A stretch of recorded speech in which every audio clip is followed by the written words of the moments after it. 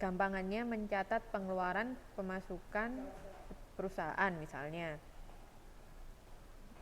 Setelah itu dia organisasi harus mengidentifikasi tugas yang harus diselesaikan dan syarat yang diperlukan, syarat perilaku yang dibutuhkan. Misalnya untuk bagian keuangan tadi, laporan keluar masuknya kas atau uang misalnya harus diselesaikan, harus dilaporkan setiap hari. Kemudian untuk laporan akhir tahun harus diselesaikan pada tanggal berapa. Itu semuanya harus dijelaskan secara rinci seperti itu. Kemudian dalam formalisasi itu juga terdapat peraturan, prosedur, dan kebijakan. Apa itu peraturan? Peraturan merupakan pernyataan yang secara eksplisit menunjukkan apa yang boleh maupun yang tidak boleh. Itu peraturan, boleh atau tidak boleh. Sedangkan prosedur itu serangkaian langkah yang berurutan dan saling berkaitan. Misalnya prosedur pembelian bahan baku, maka yang pertama dilakukan adalah misalnya dari bagian gudang lapor ke bagian pembelian bahwa persediaan bahannya habis, tolong beliin, kayak gitu. Nanti dari bagian pembelian menulis dokumen atau permintaan kepada, selamat datang Mbak Ari.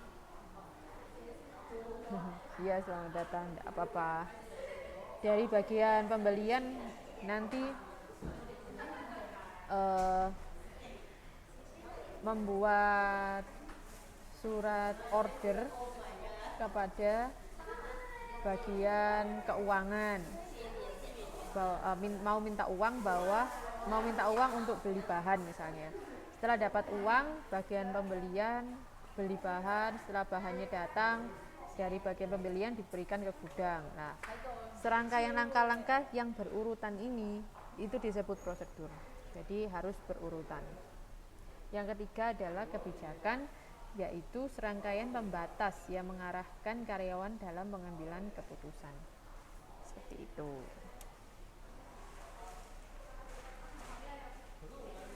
Kemudian ada juga training. Tujuan dari training itu meningkatkan pengetahuan.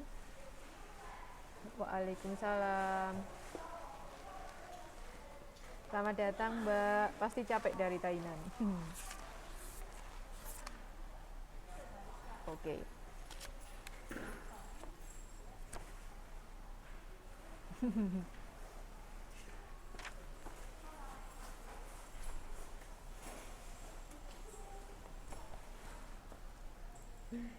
Sambil istirahat sambil kita belajar bareng Mbak ya.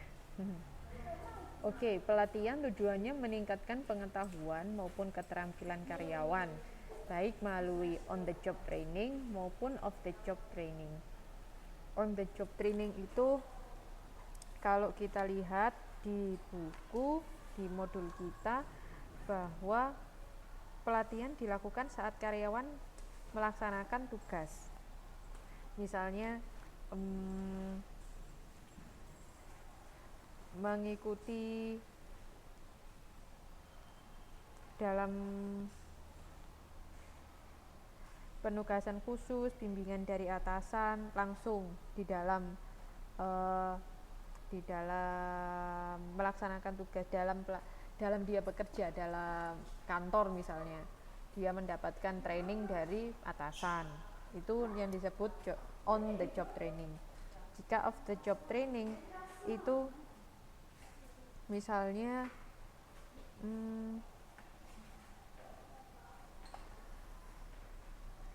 karyawan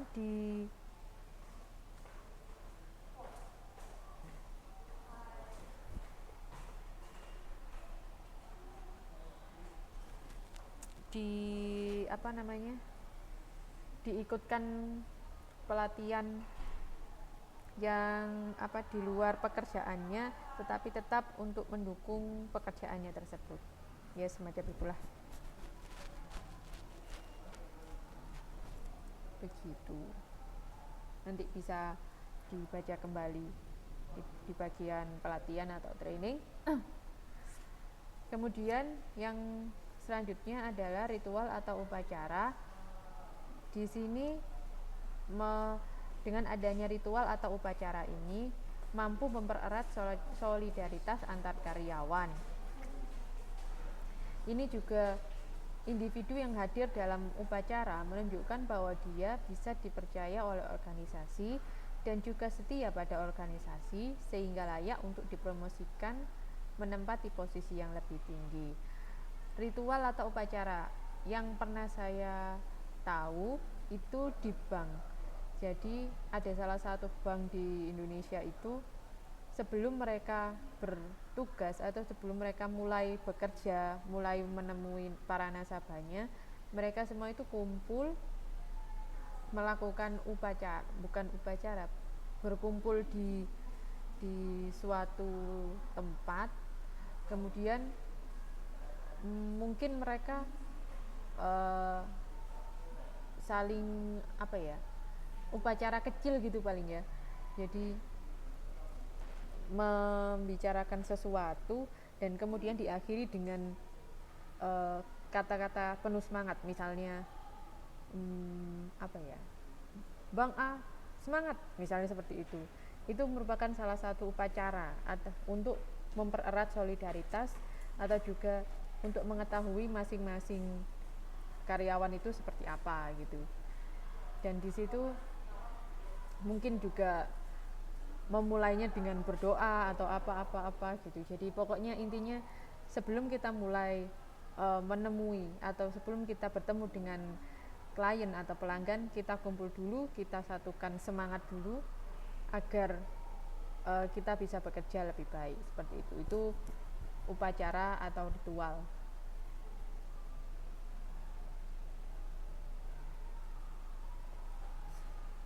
Seperti itu. UT ada yelnya Mbak. Saya baru tahu.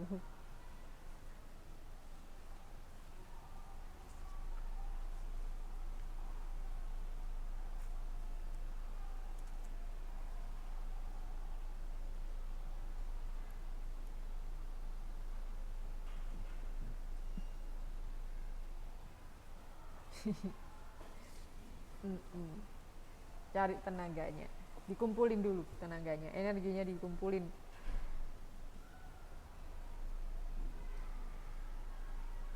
Oh iya.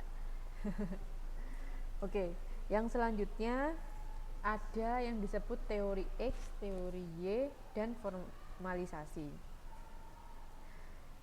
Teori X itu apa sih? Jadi teori X itu ciri-ciri dari karyawan yang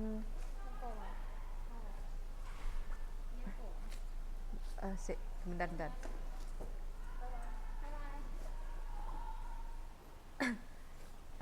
Maaf. Jadi ciri-cirinya karyawannya dia itu tidak suka melaksanakan kegiatan bekerja, jika memungkinkan menghindarinya. Karena itu karyawan ini perlu dipaksa, diawasi, dan diancam. Karena dia tidak berinisiatif, maka dia lebih suka diarahkan dan diberi perintah resmi yang jelas. Dan dia menempatkan rasa aman sebagai yang utama, tidak mempunyai ambisi. Lah, karyawan seperti ini membutuhkan aturan yang ketat. Kalau nggak diatur, dia nggak akan bekerja. Seperti yang poin yang keempat, dia lebih suka diarahkan dan diberi perintah. Kalau dia nggak diberi perintah, ya nggak dikerjakan, ya nggak kerja apa-apa gitu. Oleh karena itu, jika dia membutuhkan peraturan yang tinggi, prosedur-prosedur dan petunjuknya harus jelas, harus rinci, berarti formalisasinya tinggi. Seperti itu. Seperti yang terakhir ini di bintang ini, formalisasi tinggi karena mereka semua atau karyawan dengan sifat seperti teori X